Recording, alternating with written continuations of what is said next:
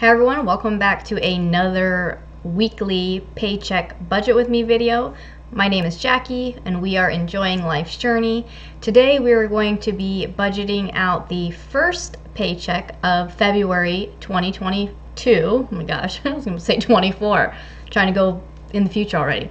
So for February 4th, I mentioned in the monthly budget that we may not have enough money if my husband doesn't have overtime to really cover all the bills at the current investment of 10%. So I lowered our investment by 5%. And I did have a few comments on that video, so I thought it would be a good idea to go ahead and address them here. It's a lot easier to give a response, I think, on video than it is to try to type it in. But there are definitely some great comments. So let's jump on and see. All right, so if you guys watched, like I mentioned, we are budgeting without the overtime just because we don't want to be relying on overtime all the time. We were kind of cutting it close. We were going to be negative $300 and something.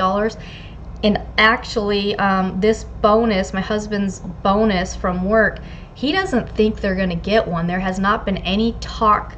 Usually there's talk between, foremans and superintendents about, a bonus that they're going to get.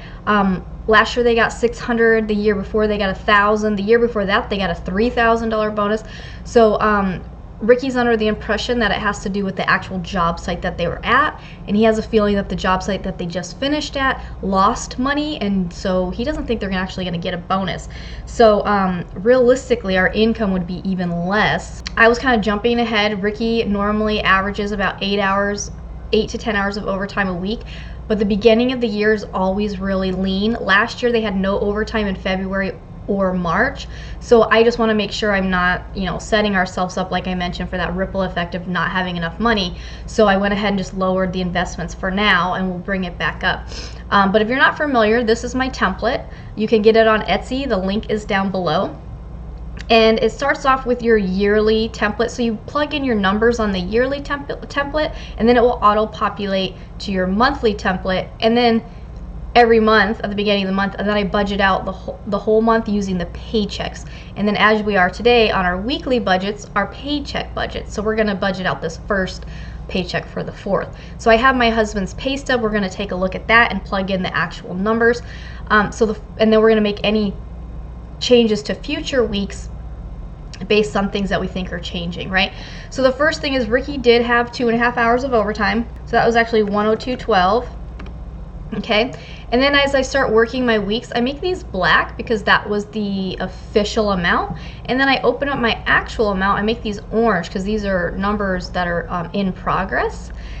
I like to keep my budgeted amount as is during the month, and so at the end of the month I can go back and I can compare what was actually spent or what was budgeted. And I think I'm going to start adding those as a video on my channel because then I'm going to then update the yearly budget based on the actual numbers. But I wanted you guys to get a glimpse at, how did we actually do compared to the budget. Okay, so we're going to keep on going down. So like I mentioned, I changed my husband's investing to 5%. So we have 4% going into the 401k and 1% going into the ESOP. And you'll see here, I just made a note. I said from 8% down to 4%, 2% to 1%. And this just keeps me, so I know kind of what's going on the side. So first off, I want to thank you ladies for taking the time to comment. I do read every single comment. I may not be able to respond typing wise, so what I hope to do moving forward is if anyone leaves a comment on any of the budget videos, I can address them on the next budget.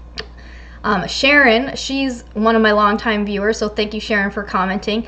She always has some really positive stuff to say. Basically, she's just saying, it's really good that we're still going to contribute to the 401k. So even though we had to cut it down, we are still contributing to the 401k, so that does help. It still helps with our investing, our future of our retirement, and so we're not totally broke, right? Because we can still invest.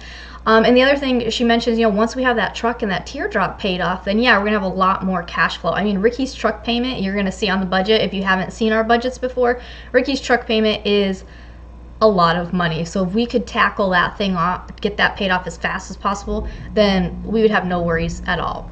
But thank you, Sharon, for commenting. So if I take a look at the pay stub, it was $47.65.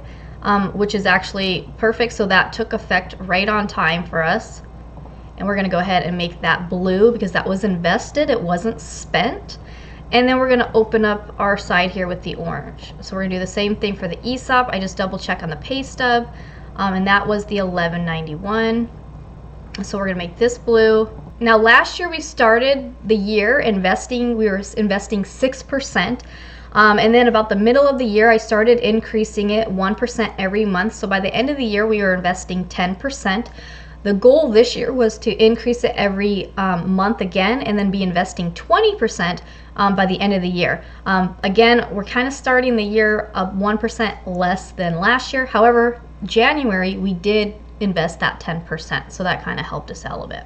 And then Lefty's Wifey, thank you for commenting. I've seen you in the comments a lot lately, so thank you for joining us. And she asked, do you have any savings? She would rather borrow savings than, obviously than cutting out the 401k. And unfortunately, we overspent at the end of 2021.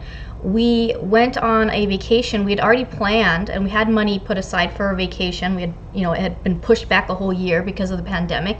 But we still went over when we went on that vacation, so that came out of savings. And then we went over on Christmas, so that came out of savings. So even though we do have some still saved, a good chunk of that is already put aside for other things. And then I just don't want to have this ripple effect of being short every time and having to pull out of it. She says, she's pretty sure we're probably going to have overtime. So we could pay ourselves back, which is actually what we are kind of trying to do. We're already trying to pay ourselves back a little bit from December. So unfortunately, yeah, we did not set ourselves up for that. So for now, we're going to go ahead and keep everything low. I did cut his investments down. So we're going to go ahead and just keep it low for the next month or two. And then once everything starts picking back up on a more consistent basis, then I can start moving the investments back up to where they were. All right, and then coming on down. So this was the gift that Anita was talking about, because I mentioned I had budgeted the $175 for my daughter's birthday. Now normally for birthdays, the last couple of years we've spent more than that because we've done some type of a birthday party. Last year my daughter did like the skating ring, and that was a lot more than that in addition to presents and everything. But I do want to touch on, she brings up a very valid and reasonable point on here about not getting another pet. So obviously if you're struggling financially, why would you bring in another pet? So I wanted clear up a few things. So obviously I share a lot of stuff with you guys. I'm very transparent, but sometimes there's more to the story. So we currently have 2 leopard tortoises. Our goal is to have 6. And the reason being is we are actually helping our daughter to form a leopard tortoise farm, if you will. So these pets to us are not just pets, but they're also a long-term investment. We originally agreed that for her birthday for February that she was going to get 2 more tortoises. Obviously with the finances being a little tight, we did say, hey, we can't have 2, but we can get 1. So, Anita does mention on here, it might be better to speak frankly to your daughter that you can't afford another pet right now. And then she also brings up the idea of it costing more money every month. So currently, the 2 tortoises that we have are still really young. One is almost 2 years old and the other one is not quite 1 yet. So to bring on another one, it would be a hatchling. They're like this big. They don't eat a whole lot right now. The type of tortoises that we have, the leopard tortoises, they mostly eat like hays and grasses and weeds, which we have plenty in the backyard, so they can eat that for free. But we do supplement their diet also with leafy green vegetables. So every week when we go to the grocery store, we purchase 2 of those bags of the mixed greens, if you will. I think this is the spring mix, if you will. So basically $2 a bag. Some weeks we only need to buy 1 bag, some weeks we buy 2, but on average we'll just say $4. So basically like $16 a month for their supplemental food. Now we do have already on hand, when we purchased our other tortoise last year, we stocked up on a bunch of what's called like the tortoise like food pellets. So you soak a little bit of those in water and then they eat that as well. So we have a few different things that they can eat. In addition, we are planning our garden this year. So we have a full square foot garden, a 3x3 foot garden that's going to be designated pretty much for growing our tortoises food. So very valid points. Obviously, if you don't have enough money, it would not be smart to bring on a pet that would have more expenses, but there's always more to the story. There's always more things. And for those of you who have been around for a long time on my channel, you know that I never just do anything out of a whim. It's always planned and calculated and thought through very thoroughly. But thank you, Anita, for taking the time to bring a very valid point out there. We have in the past, when we were really struggling and we were on food stamps, we had dogs. We actually did give away a dog to cut costs. So I understand your point of view completely. Thank you, ladies, again for taking the time to comment. So like I mentioned, we originally were going to get the 2 tortoises. We said, hey, we're only going to get 1, and we're not doing a birthday party. It's kind of like pick, you can do the birthday party or you can do that. And so she chose the 1 tortoise over that. So making compromise, and my daughter's turning 11, so I think that was very big of her to make that compromise without even throwing a fit about it. Next, we get down into our taxes. There was this AD&D was added to this pay stub. Now that is for basically accidental death insurance. We have life insurance and disability insurance and all these things because my husband works in construction. It's a dangerous field for what he's in. People get injured they injured all the time, or they can have an accidental death. Now we've had this coverage in the past, but we were not charged on a paycheck basis. But this paycheck we were charged $3.75. So I might want to go ahead and just make this change across the board, but we'll see. So federal, there was nothing withheld out of this paycheck. We do have 2 children, and we still fall within the income bracket to qualify for the child tax credit. So usually we see less federal withheld unless there's a lot of overtime. So it's kind of just basically we used to get money back at tax time, and now like this year we're not getting any money back. We thought we were still going to get some money back, but we're getting like $100 back, I think. Whatever. Now these I have calculating automatically within my Excel template. They are not set up like that for the one that's for sale. So if you want me to customize your template to put in formulas to calculate percentages for you, let me know. I have an option on Etsy where you can actually work with me on the template. Otherwise, on February's budget video, I did show how I calculate that, how I put that formula in. So you could even add it in if you want to. But basically, you're going to notice some of these numbers are going to be less because I have these percentages calculating from my income before deductions. So once 401k comes out and health insurance comes out, then we're taxed on what's left. So I always have these numbers are usually a little bit bigger than they actually are. So this actually for the Arizona was $13.57, and then the Medicare is $16, and then Social Security was $68.42. Now the life insurance is normally $5.31. Like I mentioned, they added the AD&D on there, so it was actually $9.06. So I'm gonna make that change for each upcoming paycheck because I don't want to mess it up again. So we're just gonna see how that is. The long-term care, this is that was the 407, and then our insurance every week is the 87.80. So I'm gonna make these all black because those are actually gone. Those come out of my husband's income, so we're not gonna even see those in the bank account. So now we're gonna come back down. We're gonna scroll down and see how that changed our income. So you can see what we've budgeted: 110 for groceries, 60 for electric, 125 for gas. Again, I talked about all of these in more detail in the monthly budget, so you can always watch that to see. But let's come down and see. So we have $114.19 for this paycheck, but obviously we have some negative, the $375 on the other paychecks. So we're gonna make some adjustments there in a moment. But we're gonna start with here. So this $114.19, we're gonna add it to part of the mortgage here so that we can then start having that money sooner. So this is the mortgage payment. We're getting ready to have, we're trying to get the money together now for the March mortgage payment. We've already paid the mortgage for February. Okay, so we're gonna do this, we're gonna delete that out, and then we come down and see what the total actually was. So it was actually $524.34. And we're going to make this orange now because that money is going to be deposited in our bank as a direct deposit. And I'm going to go ahead and put it on the side here in my, this is my income checking account. So I have different checking accounts in my bank, and I'm able to nickname them, if you will. So I actually named this one income. Any direct deposits go into there as far as income, and then we move it to either the necessities to be paid out of direct deposit, or we move it into savings. I still have $409 in there for part of the house project that I still need to take. I'm trying to take $400 out every week, and I didn't take anything out last week. Okay, then we're going to do the 110 for groceries still, and I might go ahead and share my hauls with you guys this week just so you can see how are we doing it. We're a family of 4, and we're trying not to eat out. So January we did really good. We stayed pretty much 100, 101. The last week I think we did 113.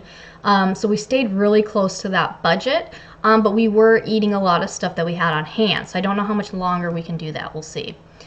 The electric, we're going to go ahead and put that in here, saying that we'll have that 60, and then we'll have the 125 for gas. So I mentioned my husband now works at a farther away job site, so we still don't really know the gas situation. I had estimated that he would have an extra fill up of around $35, but recently I just checked, his last fill up was like $47. So I have a feeling we might even need to increase the gas budget. Okay, so we're gonna have the 6380. Now we are doing a terrain race next weekend. It's like one of those mud obstacle races. We're doing it as a family, and that was 6380 for that. Ricky is gonna have $20 of his pocket money, and then we'll have the Prime and Netflix money put aside. Those are due on the 16th and the 26th of February. So we're not really ahead. So we've made a zero. We've told every dollar where to go. All right, so we should have about $1,342 in that checking account tomorrow when everything hits. $132.84 is going to be the direct deposit after taxes and all that. There's going to be an extra penny. So sometimes the formulas on the bottom are off by like a penny. I'm not really sure exactly why that happens, but we'll go ahead and put that extra penny into the mortgage payment right here. So now I'm going to come over here to the 11th. Now Ricky said he is going to be working Saturday, so I'm going to go ahead and put 8 hours worth of overtime. So his overtime is time and a half, so it's $40.84 an hour. So that would be $326.72. I'm actually going to take out this bonus because he really doesn't feel like they're even going to get it. Still, even with that overtime, it's not even enough to make up for the money we're losing on the bonus. So I've said this a few times in the last videos. We take, was it 2 steps forward and 1 step back every time? Every time. That's fine. It is what it is. All right, so now let's scroll down and see how that has affected our budget. So obviously we have the negative numbers here, so we're going to have to readjust some stuff. So we're going to start by taking out the mortgage, and we'll see what's going on here. So we have $724.38, $724.38.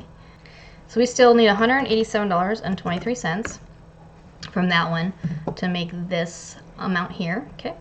So then we're going to come down and see what do we have left. So we have $380.19. So we're going to go ahead and just put Ricky's 40 for the whole time, because basically we're just doing $20 a week for him right now. Some of the other bills that are due on the 1st. So let me look at and see what we got here. Okay, so we're going to take the teardrop because that's one of the smaller amounts. So we're going to have that money a little bit sooner. So we will have enough for the insurance. Okay, so it just kind of makes like this little ripple depending on when the money is coming in where. That's going to come, that's going to be rolled over to the next month. So our first paycheck in March is the 4th. So this water, sewer, trash doesn't come out till the 10th. So that's going to be paid. We're just going to cover that out of next month. We're going to roll that like we did before. And then also the cell phone wasn't to the 17th of that month. This solar is not due till the 7th, so we're gonna go ahead and roll that over. Now, fingers crossed that Ricky does end up getting that bonus, but he just really feels that they're not gonna get a bonus. So I don't want, I just you know, it is what it is. And even this can move over to the next month. 2 steps forward and 1 step back, opposites attract. Yeah. All right, so we'll have 22. So we'll have part of this, but not all of it. All right, so that's where we're at. So we have zeros on the bottom, so we've redistributed money based on what we got paid this week, the overtime we're probably going to see next week, and then by taking out that bonus, because we just don't want to, rely on things that may not be there for sure. On the side here of my template within the monthly template, again, you can rename all of these, whatever accounts you want to track. I use this for balancing my checkbook, if you will. And then this card, this is the credit card, so we use our credit card for a lot of bills. And so I just keep a running total of what was spent where and how much I still have in the bank. And then every Friday, what I do is I go on to the Discover card and I pay off whatever we owe. So I'll have the money from this paycheck will be put in the bank account, and we'll be able to pay off the Discover card. We owe like $297 on there right now. So that is just constantly every week that's being paid off, depending on what we spent on groceries, gas, and a few other things. Yeah, so that's what the first week of February is looking like. If you missed February's plan with me budget for the whole month to see how much I had to change and move because of not having overtime or just feeling like we don't have enough money, go ahead and watch that one. Again, ladies, thank you for commenting down below. If any of you want to leave a comment, I will share it on next week's video. I hope this helps you in some way. If you haven't planned out your yearly budget or your February budget yet, you can go ahead and pick up my budget template on Etsy. The link is down below. As always, thanks for watching, and I'll see you soon. Bye.